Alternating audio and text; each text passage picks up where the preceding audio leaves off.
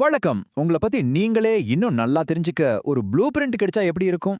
இந்த விளக்கத்துல கிரகங்கள் எப்படி நம்மளோட பலம், பலவீனம், நம்ம குணம்னு எல்லாத்தையும் காட்டுற ஒரு பர்சனல் மேப் மாதிரி இருக்குன்னு நாம பார்க்க போறோம். சரி, நாம எப்படி இந்த விஷயத்த ஸ்டெப் பை ஸ்டெப்பா பார்க்க போறோம்னு சொல்றேன். முதல்ல இந்த மேப்போட பேசிக்ஸ் என்னன்னு புரிஞ்சுக்கலாம். அப்புறம் நம்மளோட அடையாளம், நம்ம கிட்ட இருக்கிற டூல்ஸ், வாழ்க்கை பாடங்கள், கடைசியா நம்ம ஆன்மாவோட நோக்கம்னு ஒன்னொன்னா டீப்பா பார்க்க போறோம். வாங்க முதல் பகுதிக்கு போகலாம். இந்த வான்வெளி வரைபடங்கிறது ஏதோ எதிர்காலத்தை கணிக்கிற ஒரு விஷயம் மட்டும் இல்ல. அதுக்கு பதிலா நம்ம மனசுக்குள்ள என்ன இருக்குன்னு நமக்கே வெளிச்சம் போட்டு காட்டுற ஒரு சிம்பாலிக் லாங்குவேஜ் மாதிரி. இந்த கேள்விய மனசுல வச்சுக்கோங்க. ஏன்னா நாம பார்க்க போற ஒவ்வொரு கிரகமும் இந்த பர்சனல் மேப்போட ஒரு முக்கியமான பாகம். ஒவ்வொன்னும் உங்களோட ஒரு பகுதியை தான் குறிக்குது. நம்ம பயணத்தை ஆரம்பிக்கலாம். நம்ம அடையாளத்தோட ரெண்டு முக்கியமான லைட்ஸ், அதாவது சூரியன் அப்புறம் சந்திரன்ல இருந்து ஆரம்பிக்கலாம். ஒன்னு நாம வெளியுலகுக்கு எப்படி நம்மள காட்டிக்கிறோங்கிறத சொல்லுது. இன்னொன்னு நம்ம மனசுக்குள்ள ஆழமா இருக்கிற உணர்வுகளை பத்தி சொல்லுது. சூரியனை உங்க வாழ்க்கையோட சிஇஓன்னு கூட சொல்லலாம். இதுதான் உங்க மெயின் எனர்ஜி, உங்க ஈகோ. இந்த உலகத்துல நீங்க எப்படி ஜொலிக்கிறீங்கன்னு காட்டுது. உதாரணத்துக்கு, ஒரு 10 பேர் முன்னாடி நீங்க ரொம்ப நம்பிக்கையோட பேசுறீங்கன்னா, அங்க உங்க சூரியனோட சக்தி நல்ல வேலை செய்யுதுன்னு அர்த்தம். உங்க லீடர்ஷிப் குவாலிட்டி இங்கிருந்து தான் வருது. அடுத்தது சந்திரன். இது முழுக்க முழுக்க உங்க உள்ளுலகம், உங்க ஃபீலிங்ஸ், உங்க இன்ட்யூஷன், உங்களுக்கு எது பாதுகாப்பு கொடுக்குதுன்னு எல்லாத்தையும் இதுதான் கண்ட்ரோல் பண்ணுது. ஒரு கஷ்டமான நேரத்துல நீங்க எப்படி ஃபீல் பண்றீங்க, எது உங்களுக்கு ஆறுதல் கொடுக்குதுங்கிறத சந்திரன் தான் முடிவு பண்ணுது.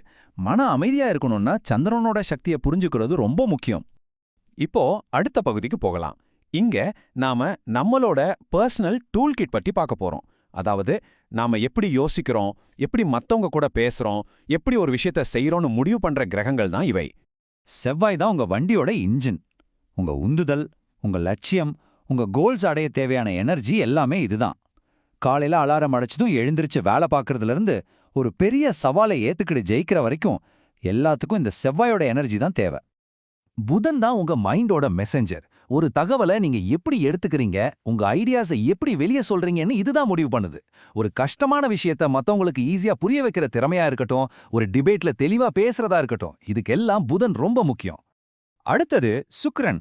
இது அன்பு, அழகு, உறவுகளோட கிரகம். நீங்க எதை ரசிக்கிறீங்க, மத்தவங்க கூட எப்படி சந்தோஷமா பழகுறீங்கன்னு இதுதான் சொல்லும். ஒரு நல்ல பாட்டு கேட்கறது, அழகா ட்ரெஸ் பண்றது, நண்பர்களோட ஜாலியா பழகுறதுன்னு எல்லாத்துக்குமே சுக்கிரனோட ஆதிக்கம் தான் காரணம். சந்தோஷமான உறவுகளுக்கும் வாழ்க்கையை ரசிச்சு வாழ்றதுக்கும் இது ரொம்ப உதவும். இப்போ நம்ம வாழ்க்கையோட 2 பெரிய டீச்சர்ஸ் பத்தி பார்க்கலாம். வியாழன் அப்புறம் சனி. ஒருத்தர் நமக்கு நிறைய வாய்ப்புகளை கொடுத்து வளர வைப்பார், இன்னொருத்தர் கட்டுப்பாடுகளை கொடுத்து பக்குவப்படுத்துவார். வியாழன், அதாவது குரு, ஒரு பெரிய எக்ஸ்பேண்டர். வளர்ச்சி, அதிர்ஷ்டம், ஒரு பரந்த பார்வைன்னு எல்லாத்துக்கும் இவர்தான் காரணம். புதுசா ஏதாவது கத்துக்கவும், டிராவல் பண்ணவும், உங்க நம்பிக்கையை வளர்த்துக்கவும் இவர்தான் உங்களை தூண்டுவாரு. அறிவையும் ஆன்மீகத்தையும் வளர்த்துக்க குரு ரொம்ப உதவுவார். சனி ஒரு ஸ்ட்ரிக்டான வாத்தியார். ஒழுக்கம், பொறுப்பு, கடின உழைப்பு மூலமா நமக்கு பாடங்களை கத்துக் கொடுப்பார். உதாரணத்துக்கு, ஒரு பெரிய இலக்கு அடைய பல வருஷம் பொறுமையா உழைக்க வேண்டியிருக்குன்னா அது சனியோட பாடம். நீண்டகால வெற்றிக்கு சனியோட பாடங்கள் ரொம்ப ரொம்ப அவசியம்.